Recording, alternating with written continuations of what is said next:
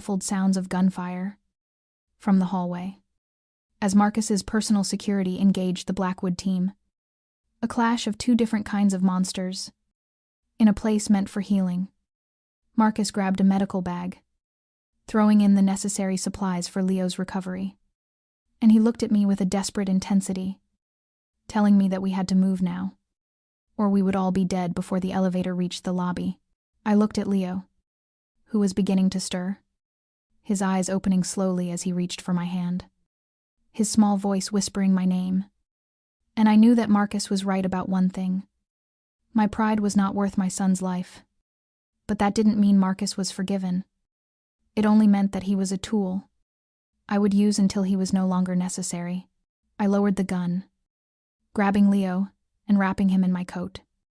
As I followed Marcus through a hidden service exit, while the sounds of the syndicate's breaching charges blew the main pharmacy doors off their hinges behind us.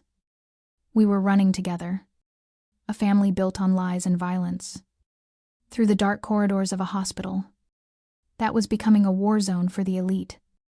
We reached the freight elevator, Marcus pushing the buttons with a frantic energy, while I monitored the syndicate's movements on my phone, seeing that they had already blocked all the main exits of the hospital. I bypassed the elevator's safety sensors, forcing it to drop to the basement level, where the laundry trucks were parked, which was our only chance to slip through the perimeter without being seen by the drones.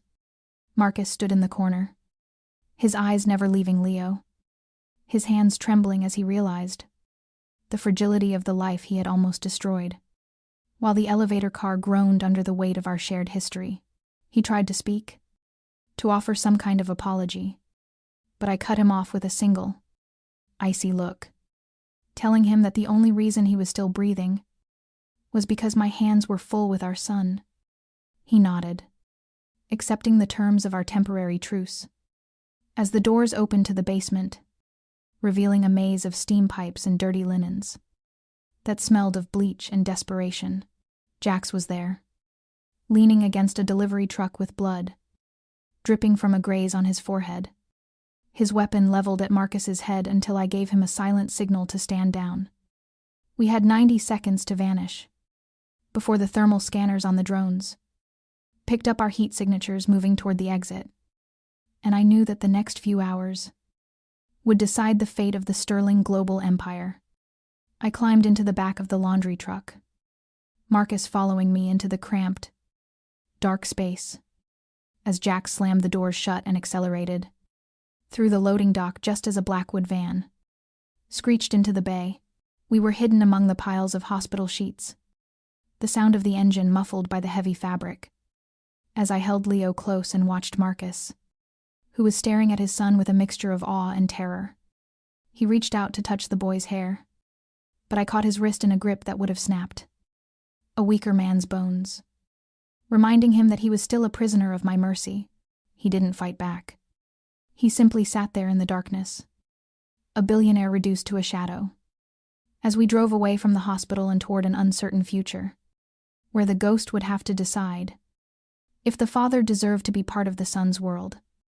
The city lights flickered through the cracks in the door, a fleeting reminder of the world we were leaving behind, while I prepared the next phase of my plan, which would involve the total annihilation of the Blackwood Syndicate and everyone who funded them. Marcus would be my shield, his resources would be my weapons, and his remorse would be the fuel for a fire that would cleanse New York of its rot once and for all. We were the Thorne family now, and the sterling name was just a ghost, waiting to be laid to rest in the ashes of the empire I was about to destroy. The air inside the laundry truck was thick with the smell of bleach and the metallic tang of blood, while Leo sat up against the damp sheets, his small face pale but his eyes burning with an intelligence that seemed to pierce through the darkness. Marcus reached out, his hand trembling as he tried to brush a stray blonde hair from the boy's forehead, but Leo pulled back with a sharp, calculated motion that mirrored my own defensive instincts.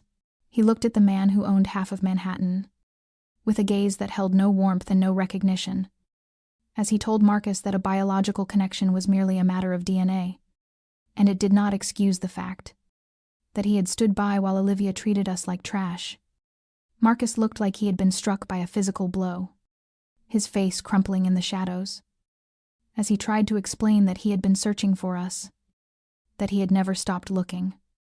But Leo cut him off with a voice that was too cold for a child. He told the billionaire that a man with his resources should have found us in a week, unless he was either incompetent or lying. And since Marcus was clearly not a fool, the only remaining conclusion was that he hadn't truly wanted to be found. I watched Marcus flinch, his jaw tightening as he realized that he wasn't dealing with a normal toddler, but a genius who could see through his corporate mask and dismantle his excuses with the same surgical precision that I used to dismantle firewalls.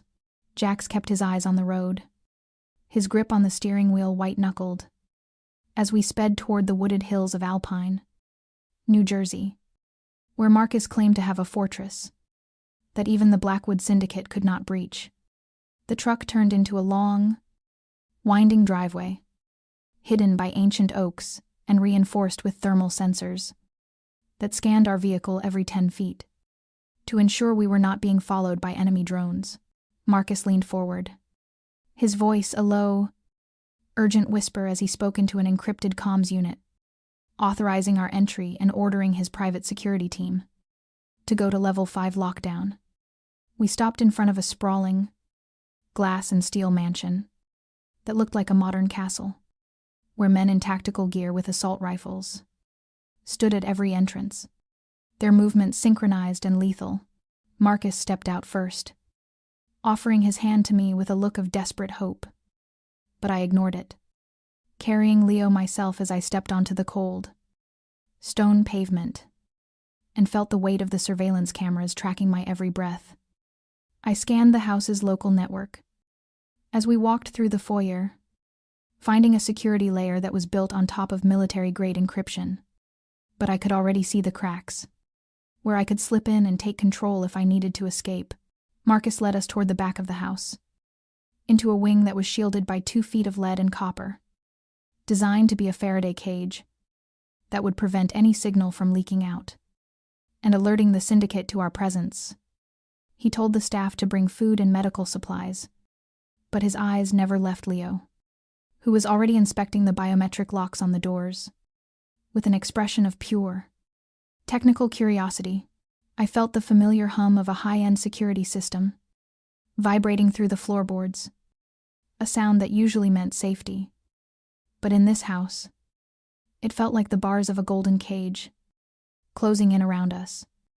I left Leo under Jax's watchful eye, as the boy began to dismantle a high-tech remote control, just to see how the signal was modulated, and I followed Marcus into his private study, a room that smelled of old leather and expensive bourbon. He tried to offer me a drink, his hands shaking as he poured himself a glass of neat scotch, but I pushed the bottle aside, demanding to know why he had brought us here, and what he intended to do about the Blackwood threat. He sighed, a heavy sound that seemed to age him by 10 years, and he walked over to a bookshelf, pulling out a hidden lever that revealed a thick, steel door, disguised as a mahogany panel. He told me that there were things I needed to see, things that he couldn't put on a digital server, because he knew that the ghost could find anything that lived in the clouds. I stepped into the room, my hand resting on the grip of my weapon, expecting a trap or a vault filled with gold. But what I saw stopped my heart and made the world tilt on its axis. The walls were covered in physical photographs, pinned to a corkboard with the obsessive detail of a detective, and every single one of them was of me, or Leo, taken over the last 6,000 days. There were shots of me at the grocery store in the Bronx, of Leo playing in a dilapidated park, and even a blurry photo of us boarding the subway on the night of the gala. This wasn't just surveillance. It was a chronicle of our lives in exile, a physical manifestation of a man who had been watching us from the shadows, while we struggled to survive in the gutter. I felt a surge of nausea as I realized that the privacy I had fought so hard to maintain was an illusion, and that Marcus Sterling had been the silent spectator to every moment of my suffering and every tear I had shed. I grabbed a file from the desk, my fingers tearing through the paper, as I found copies of the letters I had sent him. Letters that he claimed he never received. Each one marked with a red stamp from a private security firm. These letters told the story of a pregnant woman, begging for help, then a mother asking for medicine for her sick child. But none of them had ever reached his desk, because they had been intercepted by his own board of directors. Marcus stood behind me, his voice cracking as he explained that the Blackwood Syndicate had infiltrated Sterling Global years ago, and they had been using his own company to keep us isolated and vulnerable. He had only discovered the truth 3 months ago, when he caught Olivia Harrington speaking to a Blackwood operative in his own garden, and that was when he started building this house as a final refuge for the family he didn't know he had. He hadn't come to the gala to humiliate me. He had come to find a way to get us out.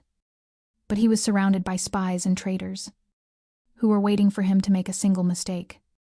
The logic was a cold, hard stone in my stomach, because it meant that Marcus was not the primary villain, but a puppet who had finally cut his strings. And in doing so, he had put a target on all of our backs. I turned to face him, the file trembling in my hand, as I asked him why he didn't just come to us, why he didn't just send a car or a message. Instead of watching us through a long-range lens, he looked at me with a fractured desperation, telling me that the moment he stepped into the Bronx, the syndicate would have moved in to finish us, and he had to wait until his own private army was ready to stand against their tactical teams. He had been playing a long game, a dangerous gamble with our lives, and he had almost lost everything when Olivia took matters into her own hands at the gala.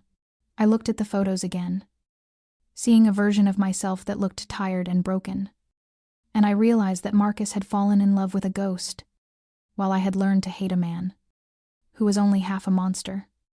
The silence in the room was broken by a sharp, electronic chirp from my wrist monitor, signaling that the house's external